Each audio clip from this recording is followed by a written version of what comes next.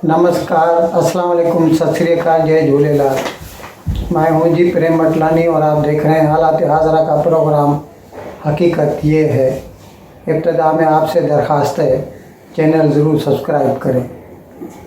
नाजरीन, आज पूरे बड़े सगीर में बल्कि दुनिया में दिवाली मनाई जा रही है।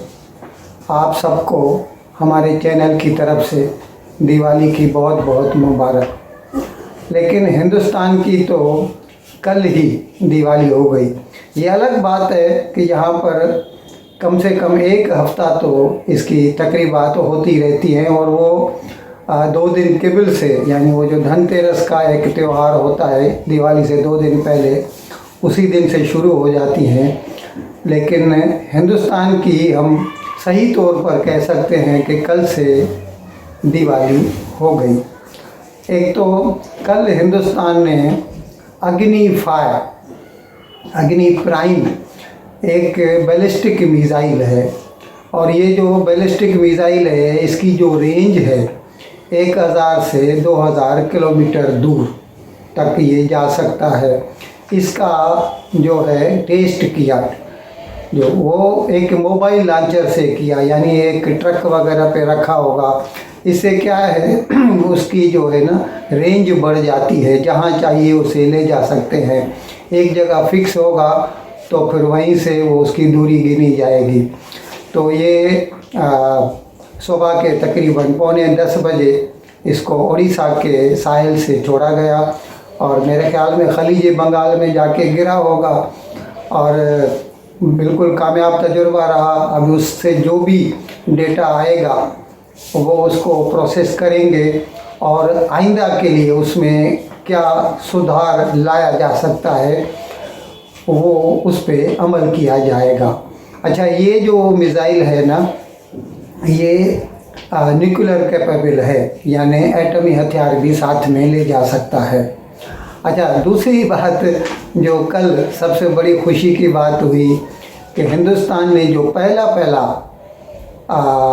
2020 का वर्ल्ड कप का जो मैच खेला ऑस्ट्रेलिया में मेलबोर्न में, पाकिस्तान के ख़िलाफ़ था और वो नेल बिटिंग मुकाबला था। इसमें हिंदुस्तान जीत गया पाकिस्तान से।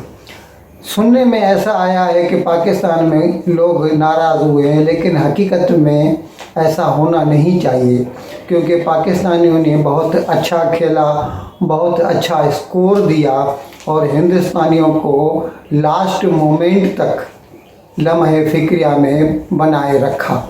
लेकिन ये तो अलग बात थी। विराट कोहली ने बहुत अच्छा गेम खेला और उसकी वजह से हिंदुस्तान कामयाबी से हमकिनार हुआ।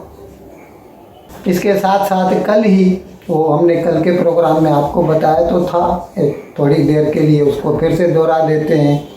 वो जो GSLV MK3 रॉकेट जो छोड़ा और जिसके थ्रू वनवेव इंग्लैंड की कंपनी है, उसके 36 सैटेलाइट्स मसनूई सैयारे हिंदुस्तान ने जो है उस रॉकेट के थ्रू खला में छोड़े और अब वो धरती के गिर्द गर्दिश कर रहे हैं। तो इस तरह हम कह सकते हैं कि कल से ही हिंदुस्तानियों की तो दिवाली शुरू हो गई। नाजरीन, पाकिस्तान के वज़ीर ख़ज़ाना जनाब इसाक डार, उन्होंने कंप्यूटर इंडस्ट्री वालों की जो सॉफ्टवेयर मेकर्स हैं, उनकी ये मांग जो उनके ऊपर बरामदगी पर, एक्सपोर्ट्स पर 0.25% जो टैक्स लगाया है, उसको ख़त्म करने की जो मांग की है उन्होंने, उसको मुस्तरद कर दिया है। वो खुद ही कहता है कि ये जो टैक्स है ये तो पीनट्स है। अरे भाई, अगर तुमको ये पीनट्स लगती है तो फिर क्यों लेते हो, छोड़ दो, उनको मुकाबला करने दो। पहले ही पाकिस्तान पड़ोसी ममालिक से बहुत पीछे चला गया है। हिंदुस्तान देखिए कहाँ तक पहुँच गया है, और उसमें ज़ाहिर है कि सरकारी जो पॉलिसीज़ होती हैं ना, उनका भी बड़ा हाथ होता है। सरकार को फैसिलिटेटर का काम करना होता है। काम आवाम करती है, व्यापारी करते हैं, इंजीनियर्स करते हैं। इसीलिए तो स्पेशल इकोनॉमिक जोन बनाए जाते हैं कि ताकि एक्सपोर्ट्स को बढ़ावा मिल सके। लेकिन ये साहब हैं कि उसके ऊपर टैक्स लगाकर उनको इंसेंटिवाइज नहीं, डी इंसेंटिवाइज कर रहे हैं। अब आगे आपकी मर्ज़ी। वैसे हम तो चाहते हैं कि पाकिस्तान भी इतना ही आगे बढ़े जितना कि हिंदुस्तान। नाज़रीन, आज सुबह वो जो पीटीआई वालों ने इमरान खान की डिस्क्वालिफिकेशन के ख़िलाफ़ रिट पिटीशन फाइल की थी 2 दिन के बिल इस्लामाबाद हाई कोर्ट में, तो उसकी आज पेशी थी। और उसमें उन्होंने तो ये डिमांड की थी कि इसके ऊपर उनको स्टे मिले। यानी वो जो चीफ इलेक्शन कमिश्नर और मतलब 5 रुकनी बेंच थी, 4 इलेक्शन कमिश्नर और 1 चीफ इलेक्शन कमिश्नर, उन्होंने यूनानिमसली यानी इत्तेफाक राय से ये फ़ैसला किया था कि इमरान खान ने जो है बेईमानी की है और नाजायज़ पैसा कमाया है तोशाखाना के गिफ्ट जो है तोहफ़ लेकर और फिर बाज़ार में बेचकर, तो इसीलिए उसको नाअहल करार दे दिया है। अभी पूरा उसका फ़ैसला नहीं आया। तो खैर, मतलब जैसे आज सुबह पेशी शुरू हुई तो पीटीआई की तरफ से ये डिमांड की गई, उनका वकील थे गौहर खान, उन्होंने ये डिमांड की कि इसके ऊपर स्टे देना चाहिए हाई कोर्ट को। तो हाई कोर्ट ने कहा कि इसमें आपको तकलीफ़ क्या है, आप स्टे क्यों ले रहे हैं?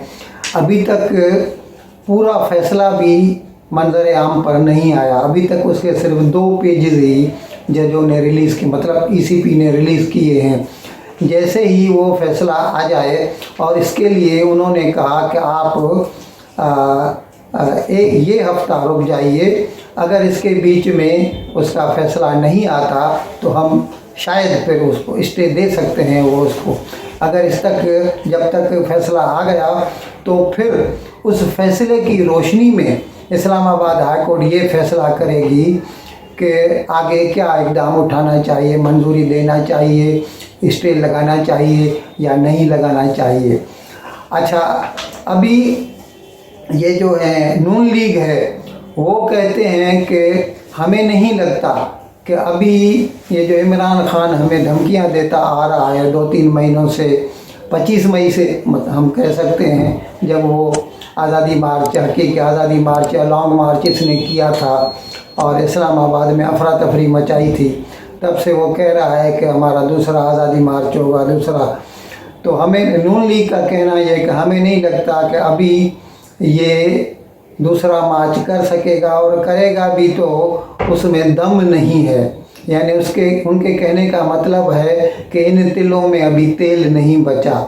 अब ये वो इस उम्मीद पर कह रहे हैं क्योंकि जब भी अभी 16 तारीख को ये फैसला आया कि 16 तारीख को तो इलेक्शन हुए थे, 21 तारीख को ये जो फैसला आया कि इसको इमरान खान को नाअहल करार दे दिया गया है तोशाखाना केस में, तो इम्प्रॉम्प्टू लोग सड़कों पर निकल आए थे। लेकिन वो जो उनका जो मुजाहरे थे, जो उन्होंने अपोजिशन दिखाई, वो बहुत म्यूटेड रही, बहुत धीमी रही। तो इस तरह से लग तो ऐसे रहा है कि नून लीग वालों के हौसले बुलंद हैं और अब वो इस बात पर बज़िद हैं कि कोई इलेक्शन नहीं होगा और कानून को अपना काम करने दीजिए। अगर इमरान खान ने, अभी वो तो कहेंगे क्योंकि पहले इमरान खान उनको गालियां देता था, तो अभी वो भी इमरान खान को बोल रहे हैं ईसीपी का जो फैसला आया है उसकी रोशनी में कि ये चोर है, ये सादिक और अमीन नहीं है, इसी की वजह से तो उसको डिसीट किया गया है। तो अभी उनको नहीं लगता कि इमरान खान उनका कोई बाल बीबी का कर सकता है। अच्छा, उधर पीटीआई की तरफ से उसके जो सीनियर वाइस प्रेसिडेंट है जनाब फवाद चौधरी, उन्होंने कहा है कि हम नहीं चाहते थे कि ये जो हमारा मुजाहरा हो या जो लॉन्ग मार्च हो वो किसी के रिएक्शन में हो, रद्द अमल के तौर पर, यानी ये जो ईसीपी का जो फैसला आया, हम उसके रद्द अमल के तौर पर उसको नहीं करना चाहते थे। हम उसको पूरी तैयारी से करेंगे और इंशाल्लाह ये हमारा कामयाब जाएगा। लोग सड़कों पर निकल आएंगे। आपको शायद याद हो या ना हो, तकरीबन 1-1.5 महीना पहले इसी फवाद चौधरी ने एक प्रेस कॉन्फ्रेंस में कहा था कि किसी के ईसीपी का नाम लेकर, इलेक्शन कमीशन ऑफ पाकिस्तान का नाम लेकर इसने कहा था कि किसी के बाप की मजाल नहीं जो इमरान खान को डिस्क्वालीफाई कर सके। अब ईसीपी का बाप तो नहीं, ईसीपी ने खुद ही उसे डिस्क्वालीफाई कर दिया है और अभी तक तो नज़र नहीं आ रहा कि पीटीआई उसके ख़िलाफ़ कोई मौसर इकदाम उठा सकती है। अब देखें आइंदा रोज़ में क्या होता है। इन अल्फाज के साथ मैं आज का प्रोग्राम ख़त्म करने की आपसे इजाज़त चाहता हूँ, लेकिन विदाई लेने से पहले एक मरतबा फिर आपसे मेरी दरख्वास्त है कि जिस किसी साहब या साहिबा ने अब तक हमारे इस चैनल को सब्सक्राइब नहीं किया, अज़राए करम इसको जल्द से जल्द सब्सक्राइब करें, प्रोग्राम को लाइक करें, शेयर करें और घंटी का बटन दबाना न भूलें। बहुत बहुत शुक्रिया। खुदा हाफिज़।